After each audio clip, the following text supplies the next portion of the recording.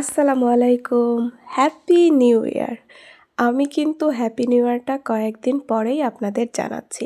কারণ happy new year মানে ২০২৬ সালের ১ম সকাল থেকে ভিডিওটা শুরু করলাম। আপনারা কয়েকদিন পরে দেখছেন বাট আজকেই না হয় ভিডিওর মাধ্যমে হ্যাপি নিউ ইয়ার হলো। তো আমি একদম সকালবেলা রেডি হয়ে বের হয়ে গেছি। আমি না ঘরে থাকতে বুঝি নাই যে এত ঠান্ডা পড়বে। আম্মু এবার যে সোয়েটার কেনা হয়েছিল আমি তো কিনি নাই। তো আম্মু বলতেছে আমারটা পর একদিন, তুই তো কিনলি না। তো পরি নাই। তো ভাবলাম আজকে সকালবেলা পরি।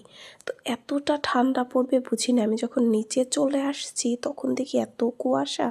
আজকে না আমার বারান্দায় যাওয়া হয়নি, জানালার ধারেও যাওয়া হয়নি। কারণ অনেক সকাল সকাল স্কুলে আসতে হয়েছে। আজকে যেহেতু বই দেওয়া হবে তো অনেক কাজ আছে। তো এই জন্য তাড়াতাড়ি করে বের হয়ে এসে আমি পুরা জমে গেছি, বিশ্বাস করবেন না। এত ঠান্ডা। তো স্কুলে আগে আগে চলে আসছি, সেরকম কেউ এখনও আসেনি। তো এখন তো মোটামুটি একটু ভিডিও আমি করতে পেরেছি।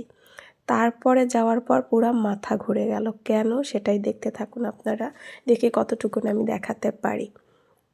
তো যারা আসলে এরকম ধরনের শিক্ষকতা পেশা বা যে কোনো কর্মজীবনেই আছেন, তারা সব কিছুই জানেন। সব কিছু ম্যানেজ করা প্রথম একটু টাফই হয়। তো এই ধরনের অভিজ্ঞতা আমার তো এরকম ছিল না।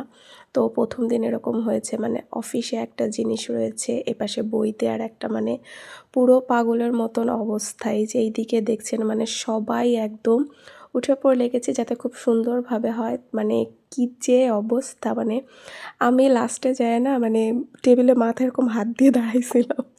মানে স্যার এসে বলতেছে অনেক প্রেশার যাচ্ছে। কী বলবো, মানে এত লোক আসছে আলহামদুলিল্লাহ। যাই হোক, আমি এই যে দেখতে পেলেন কিছু ভিডিও করতেন। কিভাবে ভিডিও করবো, আমি সেদিন কোনো পোস্টও করতে পারিনি ঠিক মতন, কারণ এত প্রেশার যাচ্ছে। আমি ফোনটা হাতে নিচ্ছি, একজন চলে আসছে। আর কি হয়েছে, কয়েকদিন ওই ফিল্ডও করেছি, অনেকের সাথে পরিচিতও হয়ে গেছি।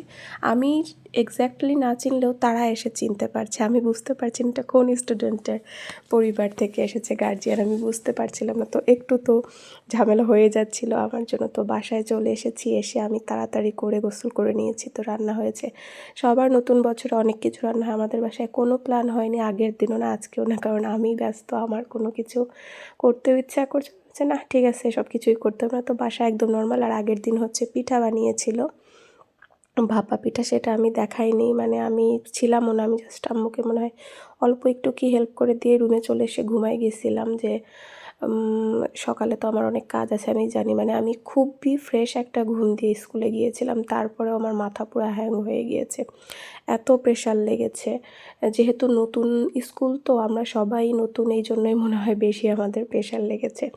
তো বিকালবেলা আম্মু আর আমি ভাবলাম যাই একটু পাশের থেকে ঘুরে আসি। আম্মু বললো যাবি? চল, বললাম ঠিক আছে চলো যাই। কি আর করবো, বাসায় এসেই ওই কম্বলের তলেই বসে থাকি, শুয়েই থাকি, আর কত শুয়ে বসেই থাকবো। ভাবলাম যাই একটু ঘুরু করেই আসি। তো এভাবেই আমার ২০২৬-এর প্রথম দিনটা চলে গেল আলহামদুলিল্লাহ।